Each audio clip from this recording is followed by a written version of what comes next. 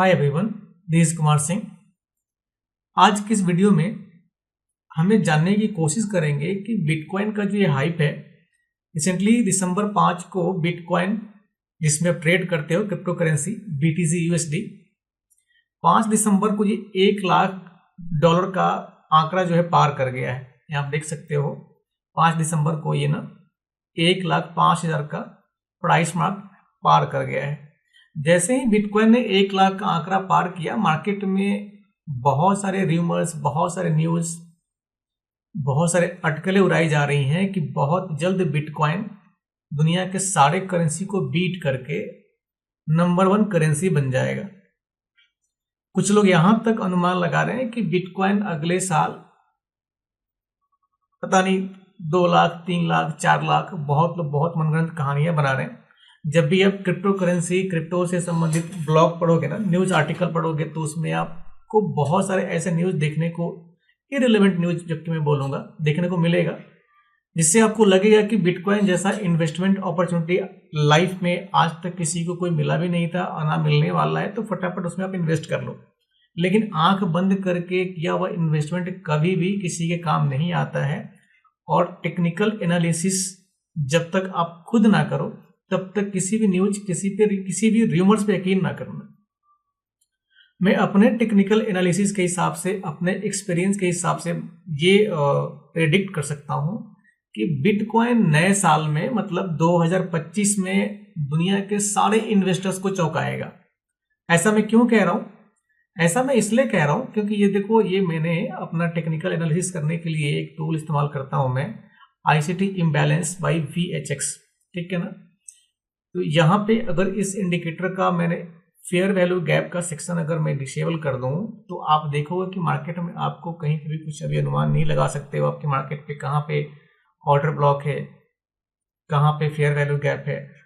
उतना जानने के लिए आपको यहाँ पे चार्ट पे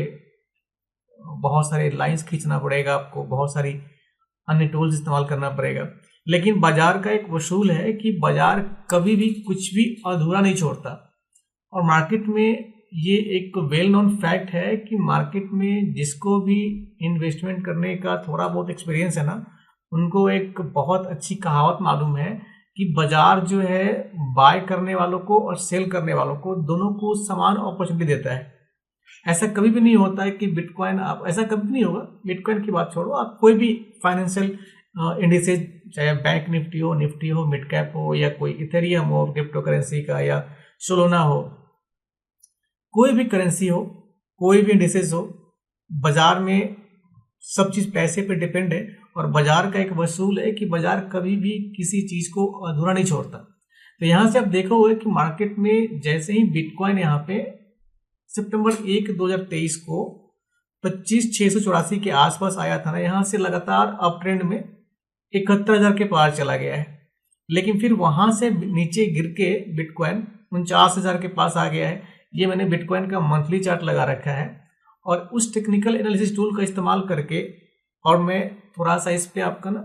फिबोनाची टूल का इस्तेमाल करके आपको दिखाता हूं मैं, क्योंकि मार्केट में जितने सीजन्ड एक्सपीरियंस प्रोफेशनल ट्रेडर है ना,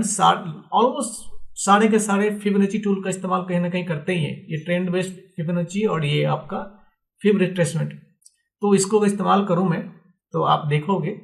अब यहाँ से चूंकि मार्केट अप ट्रेंड में है, तो यहाँ से इसका लो मैंने इस लेवल से मैं मार्क कर लेता हूं मैं, ठीक है। इस लेवल से लो मार्क किया मैंने, और यहाँ पे जब ये सितंबर में, मार्च 1, 2024 को यहाँ पे 73,000 के पास गया था ना, देखो वहां से मार्केट रिट्रेस करके नीचे आपका ये 38.2%, मतलब कि यहाँ पे अगर बिटकॉइन का लेवल देखोगे तो 52,000 के आसपास आया था यहाँ पे, ठीक है। 52,000 के आसपास आने के बाद यहाँ से मार्केट फिर शूट करके 1,00,000 के पार चला गया।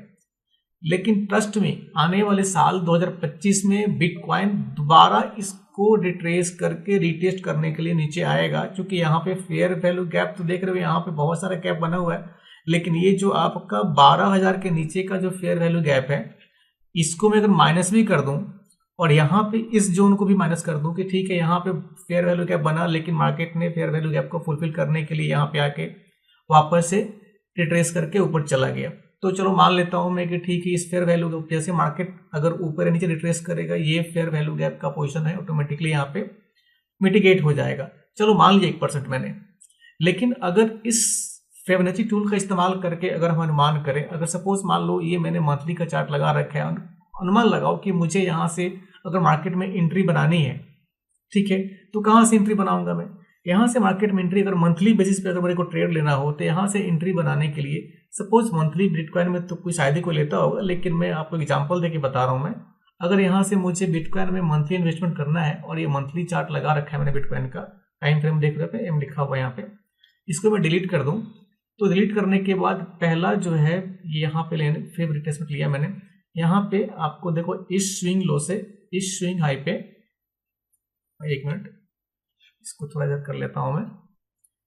ये आपका 1 अगस्त 2024 का जो स्विंग लो बना था, इस स्विंग लो से मैं इस स्विंग हाई तक अगर रिट्रेस करूं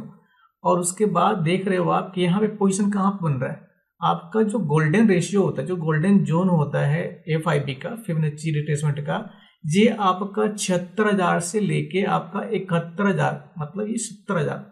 76,000 से लेके 70,000 के बीच का जोन बन रहा है। तो आप अनुमान लगा सकते हो कि जब अगर मान लो मैं अगर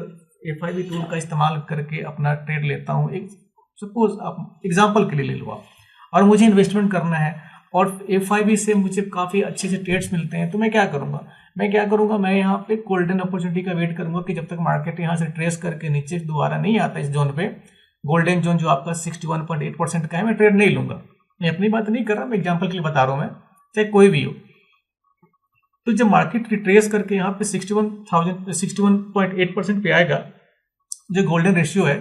तो जो लोग अनुमान लगा के बैठे हैं कि मार्केट बिटकॉइन 1 लाख के पार चला गया, यहाँ से 1.5 लाख जाएगा, 2 लाख जाएगा, तो आप देख लो यहाँ पे मैंने मार्क करके रखा है 1,22,000। देखो ना ये लाइन, में एक बार इसको थोड़ा सा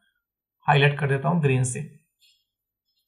यहाँ पे ये लाइन जो है मैंने 1,22,000 का जोन बना रखा है। अभी जो बिटकॉइन के जो अच्छे इन्वेस्टर्स हैं ना, वो यहाँ पे बिटकॉइन को टारगेट कर रहे हैं कि बिटकॉइन यहाँ से 1,22,000 का जोन टच करना चाहिए, लेकिन बिटकॉइन 1,22,000 का जोन टच करने से पहले यहाँ पे देखो मार्केट लगातार अप ट्रेंड में है। चांसेस ये है कि नए साल में सबको एक एक्साइटमेंट होगा कि चलो ठीक है, अच्छा इन्वेस्टमेंट करना है और बिटकॉइन में अच्छे पैसे बनाने हैं। लेकिन मेरा अंदाजा ये है, अपने टेक्निकल एनालिसिस के हिसाब से, मैं किसी को रिकमेंड नहीं कर रहा, मैं किसी को सलाह नहीं दे रहा, लेकिन मेरा अपना अनुमान ये है कि मार्केट नए साल में फर्स्ट 3 मंथ में, अभी आप दिसंबर चल रहा है ना, दिसंबर, जनवरी, फरवरी, मार्च, ये मार्च से पहले बिटकॉइन दोबारा 70,000 के नीचे आ सकता है, और दोबारा 70,000 के नीचे आएगा तब जाके यहाँ से मार्केट पुश करके 1,22,000 के ऊपर का जो भी नया जोन बनेगा उस जोन को टच करेगा। तो मार्केट में बिटकॉइन में अभी इन्वेस्टमेंट करने का बढ़िया अपॉर्चुनिटी नहीं है, क्योंकि जब भी इन्वेस्टमेंट करना चाहिए तो मार्केट गिरने के बाद जब पुल बैक लेके ऊपर जाने लगे उस मार्केट में इन्वेस्ट करना चाहिए। क्योंकि अभी देख रहे हो यहाँ पे ना, जिस जोन पे बिटकॉइन ट्रेड कर रहा है ना, यहाँ पे ये जोन आपको दिख रहा है ना, मैं इसको थोड़ा सा और हाईलाइट कर दूं,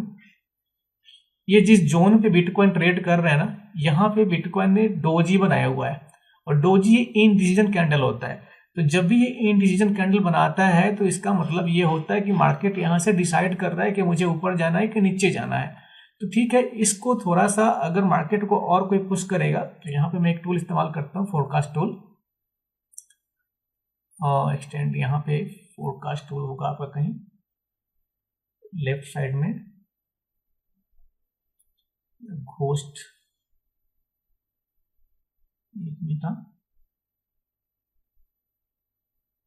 घोस्ट फिट। अब यहाँ पे मार्केट ट्रेड कर रहा है, तो